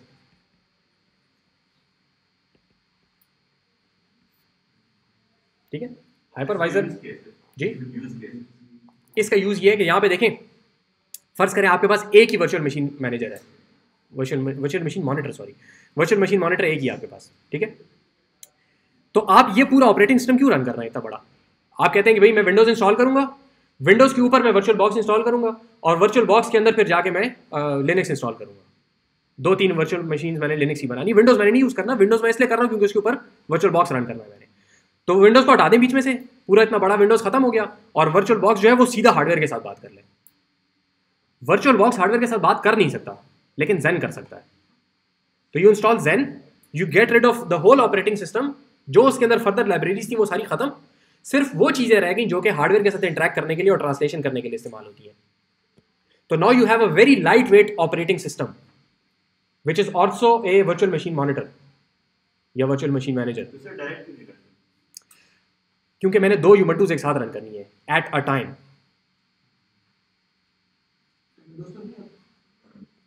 मैंने 2 विंडोज और 3 यूबंटू रन करनी है at a time, run time पे एक साथ रन होनी चाहिए। तो फिर मुझे वर्चुअल मशीन चाहिए ना, ठीक हो गया। तो वर्चुअल मशीन तो मुझे चाहिए। अब सवाल ये कि वर्चुअल मशीन डायरेक्ट हार्डवेयर के साथ बात करे या ऑपरेटिंग सिस्टम के थ्रू बात करे, ठीक है। तो डायरेक्ट में परफॉर्मेंस इंप्रूव होती है, दोनों के अपने फायदे हैं उसके बने। लेकिन सिर्फ ये टर्मिनोलॉजी आपको बताना चाहिए कि this is called a hypervisor. Hypervisor क्या होता है जी? हाँ ऐसे जबरदस्त रटा लगा है, ठीक है। हाइपरवाइजर है जी, Xen is a hypervisor. Xen आप यूबंटू के ऊपर भी रन कर सकते हैं और इसको as a hypervisor bare bones भी रन कर सकते हैं, ठीक है। सर ये वर्चुअल मशीन जब इस तरह इंस्टॉल करेंगे तो ये तीन ऑपरेटिंग सिस्टम की मतलब के ये हार्डवेयर को एमुलेट करेगा। देखें, you have this let's say Xen, ठीक है, ज़ेन की अपनी लंबी कहानी होती है, ठीक है, जाके पढ़ ले, मैंने ब्लॉग लिखा हुआ है किसी ज़माने में 2007 में पे लिखा था। सो ज़ेन के ऊपर आपने रन की एक वर्चुअल मशीन, दूसरी वर्चुअल मशीन, तीसरी वर्चुअल मशीन। ये वर्चुअल मशीन जब आप बूट करेंगे, इसका भी वही तरीकाकार होगा जो कि नॉर्मली होता है। वर्चुअल मशीन बूट होगी, आप उसके अंदर डिस्क लगाएंगे या यूएसबी वगैरह लगाएंगे, उसको बूट करेंगे और यहाँ पे आपके पास इंस्टॉलेशन हो जाएगी। तो यहाँ पे यू गेट Ubuntu, यहाँ पे यू गेट अनदर Ubuntu, यहाँ पे you get for some reason Windows, ठीक है जी। अब आपने जब मशीन को रिस्टार्ट किया, तीनों को आपने अप कर दिया, तीनों वर्चुअल मशीन्स को, तीनों को बूट कर दिया, तीनों अपना अपना EFI चलाएंगे, विंडोज को बूट करेंगे, तीनों अब एट अ टाइम रन हो रही हैं। यहाँ से नेटवर्क के कार्ड के ऊपर जब कोई पैकेट आएगा तो ज़ेन का काम है कि वो डिसाइड करे कि ये तीनों वर्चुअल मशीन में से किस वर्चुअल मशीन को देना है। जिस वर्चुअल मशीन को देना है उसको ये पास ऑन कर देगा उसके वर्चुअल नेटवर्क कार्ड को, और virtual network card operating system को ऐसा ही नजर आएगा जैसा कि उसको फिजिकल हार्डवेयर नेटवर्क कार्ड नजर आता है, ठीक है। तो आपके पास दिस इज इसेंशियली Amazon का cloud. Obviously there are a lot of complications, लेकिन this is essentially how Amazon works. When you go ahead and you create a new virtual machine on Amazon, I don't expect कि अभी आप लोगों को पता है, लेकिन वैसे ही बता रहा हूँ कि आप virtual machines Amazon पे यहाँ पे बैठे हुए, आप Amazon के नॉर्थ ओरेगन के जो आपके उनके डाटा सेंटर्स हैं, वहाँ पे आप एक virtual machine create कर सकते हैं by the click of a button. So when you click that button, this virtual machine is created for you, and operating system is installed for you somehow, बाद में देख लेंगे जब आएगा हमारा काम उसके ऊपर, and you are given access to that virtual machine. आप यहाँ से जब फिर उसको कोई कमांड भेजते हैं तो वो सीधा इस तरीके से राउट करके उसको भेज दी जाती है, and that is all there is to it, ठीक है। इफ़ यू अंडरस्टैंड दिस, इसी वजह से जो हम यहाँ पे आपको कहते हैं ना कि यहाँ पे वर्चुअल मशीन इंस्टॉल करें, रन करें, if you can do that well, तो cloud computing is essentially the whole thing a little far away, बस वो उधर नॉर्थ ओरेगन में है, ठीक है, या कैलिफोर्निया में, बस दैट्स इट। बाकी यही चीज़ है जो आगे आपने अपनी मशीन पे की है, ठीक है। So cloud computing is really easy to work with as long as you understand what's going on. नहीं तो उसे इतना बड़ा हवा बना देंगे कि 10 साल से हमारा दिमाग खा गया उसके ऊपर। जी, सवाल कोई है तो पूछो। यू इज़ फॉर यूनिफाइड, तो वो सारी दुनिया के लोग जो थे उन्होंने बैठ के कहा कि यार क्या अलग अलग बनाएंगे, चलो एक ही बना लेते हैं। तो it's kind of a standard. Implementations फ़र्क होती हैं, लेकिन जो स्टैंडर्ड ऑपरेशंस हैं वो सारों के एक जैसे हैं, लिहाजा हर चीज़ को बूट कर सकती है। तो सर ये मतलब पीसी में अगर कुछ ना हो, हाँ, तो पहले से होता है UEFI तो होता है जी, इट्स कॉल्ड फर्मवेयर। फर्मवेयर ऐसी चीज़ को कहा जाता है, नाम से जाहिर है, फर्मवेयर ऐसी चीज़ को कहा जाता है कि वो कंपनी जो हार्डवेयर बनाती है वही इसका सॉफ्टवेयर बनाती है, उसको कहा जाता है फर्मवेयर, ठीक है। अक्सर आप ये सुनेंगे अपडेट योर फर्मवेयर, उसका मतलब ये होता है कि जाओ जाके कंपनी से कहो कि नया सॉफ्टवेयर दें, खुद नहीं बना सकते। सर अगर UEFI पहले से हो तो फिर बूट लोडर का जो डिस्प्ले है वो क्यों चेंज होता है? यूनिक्स मतलब लिनक्स अगर आप जी, वो ये वाली चीज़ होती है, जो आपको डिस्प्ले आता है वो इससे आता है, जो आप ऑप्शंस कह रहे हैं ना वो यहाँ से आते हैं, इस वाले से। ये जो चीज़ है ये आपके पास वो होती है जब आप स्क्रीन वो ऑन करते हैं ना, तो किसी के ऊपर एसर लिखा हुआ आता है, किसी के ऊपर HP लिखा हुआ आता है, वो चीज़ जो लिखी हुई आती है वो EFI का वो काम है। उसके बाद जैसे ही आपके विंडोज़ का वो लोगो आता है या ग्रब की स्क्रीन आती है, तो वो फिर ये वाला पोर्शन होता है, बूट लोडर वाला पोर्शन। सर सारे को UEFI कहते हैं। UEFI इज, इस EFI को एक स्टैंडर्ड बनाया गया है कि किस तरीके से हम सारे ऑपरेटिंग सिस्टम्स को बूट कर सकें। सर ग्रब को क्या है? Grub is this guy boot loader, grub यहाँ पे आएगा। Grub is now UEFI enabled। आपके पास, चलो एक मिनट में दोबारा एक समरी बता देता हूँ, उससे शायद बेहतर समझ आ जाए। आपकी मेन बोर्ड जैसे ही बूट हुआ, UEFI के पास कंट्रोल गया, ठीक है, उसको हम EFI भी कहते हैं, UEFI भी कहते हैं, क्योंकि U is just for standardization. EFI के पास गया कंट्रोल, EFI ने जाके देखा कितने EFI enabled बूट लोडर्स पड़े हुए हैं, आमतौर पे एक ही पड़ा होता है, ठीक है, उसने उसको कंट्रोल पास कर दिया बस। उसने आपको फिर स्क्रीन बताई कि भाई आगे विंडोज़ है हमारे पास, लिनक्स है, लिनक्स 2.4 है, Ubuntu है, आर्च लिनक्स है, ये सारी हमारे पास ऑप्शन है, आपने कौन सा बूट करना है। EFI का काम खत्म हो चुका है अभी तक, ये आपको ऑप्शन दिखा रहा है, आपने जिसको सिलेक्ट किया उसने जाके उस ऑपरेटिंग सिस्टम के स्पेसिफिक जो इनिशियलाइजेशन वाला कोड है वो स्टार्ट कर दिया। सही जी, आपको जो शुरू सिस्टम कॉन्फ़िगरेशन आती है जी वो EFI का नाम ये है, EFI वो EFI जी, एक ज़माने में ब्लू होती थी, आजकल तो ब्लू यार अच्छी शक्ल होती है। EFI का मकसद ये था कि वो मनूस ब्लू स्क्रीन हटा के प्रॉपर काम करे। जी जनाब। सर जैन का अपना आप ट्यूटोरियल हाँ लेकिन वो ज़्यादा आपको नज़र नहीं आ रहा, वो सीधा बूट है। जैन करना चाहते हैं तो जाके देख लें, ट्यूटोरियल कर लें, मज़ेदार काम है, अच्छा काम है, जैन करें, डिप्लॉय करें। जी सही हो गया जी। अच्छा जी, नेक्स्ट टाइम से फिर मैं अटेंडेंस लूँगा, इस दफ़ा मैं अटेंडेंस लूँगा आप लोगों की।